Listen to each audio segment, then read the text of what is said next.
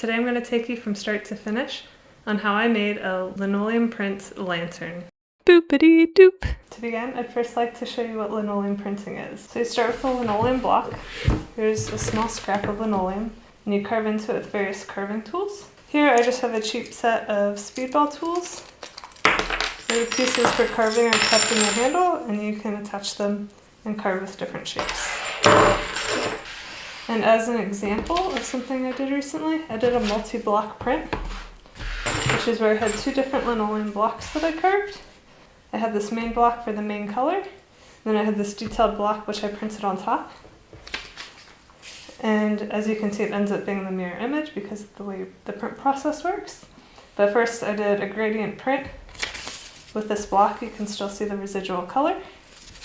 After letting the ink dry, I then went back over it with this detailed block, where I added in the black details. However, recently I've been thinking it would be really cool to combine something like paper crafting or paper folding with linoleum printmaking. And I went online and I found a site where you could get different templates for things. And here's just, it's gotten a little bit beat up. But for an example, here's a 6-piece of paper sphere that I made. It's already falling apart. I just made it with really flimsy paper. But I thought that this could be a good base where I could design one strip and print it 6 different times and carve it out, and then I could turn it into a paper lantern.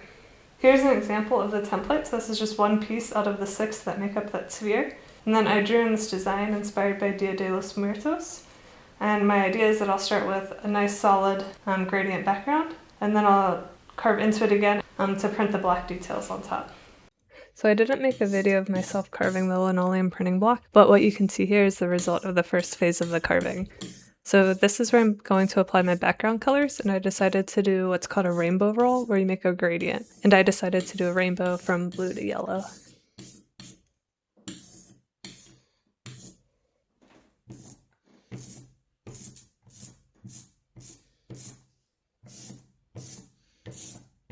In order to do this, I used 2 different ink rollers. I used one for the blue and one for the yellow, and then I let them overlap at the edges until it forms a nice gradient.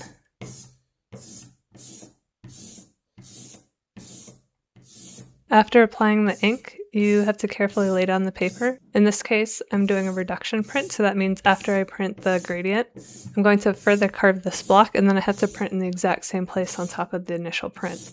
This is called registering your print. In order to do this, I made a registration device, and this ensures that the paper is perfectly lined up each time I do a print. So here I took my inked up block, I put it into my registration device, and I applied the paper on top. After putting the paper down on top of the inked block, you have to really vigorously rub the paper on top of it, and this transfers the ink. After applying pressure to the paper, you can carefully lift the paper, and here you can see that the pressure was pretty even and the print turned out well. I only need 6 of these prints in order to make this lantern, but I'm a little bit afraid that I'll mess it up, and because I'm doing a reduction print which destroys the block as you go, if I don't have enough, I can't go back and reprint this color background once I start carving into it for the next layer. While it was drying, I went ahead and carved into the block again. This time, the only parts that I left remaining of the block are where I want the black details to remain.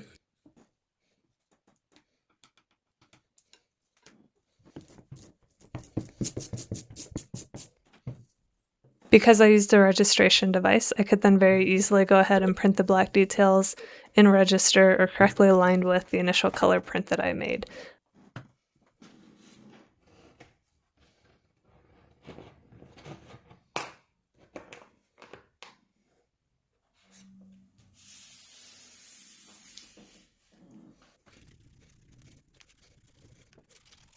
And I went ahead and I did this for all 10 of my prints that I had made previously.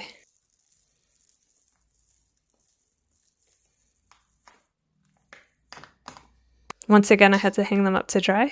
The rack that I'm using is a very simple drying rack that I made using MDF and a laser cutter, some 3D printed parts, and some marbles.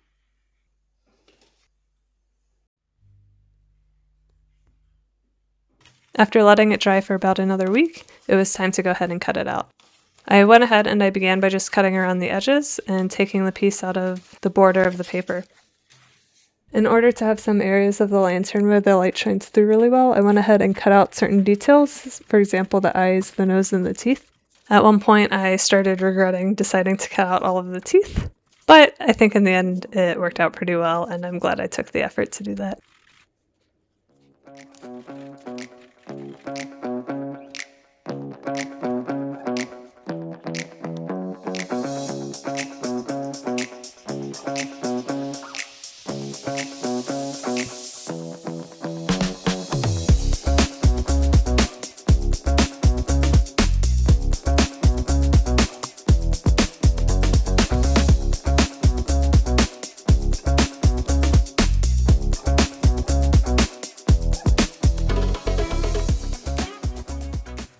After cutting out all of the parts where I want the light to shine through really brightly, I glued some very lightweight, I think it was 40 grams per square meter paper, to the back of the initial print. And I went ahead and I did this for the 6 best prints that I had.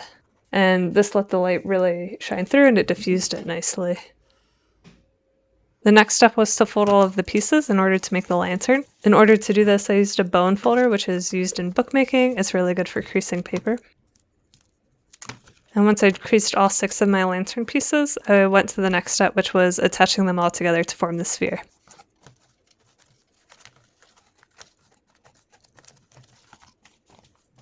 I initially thought I could get away with just taping the tabs and that would hold it nice and tight, but it really didn't hold very well and I had to go back and glue it. In this particular case, I decided to go ahead and use super glue, mostly because that's what I had on hand and it also dried really quickly.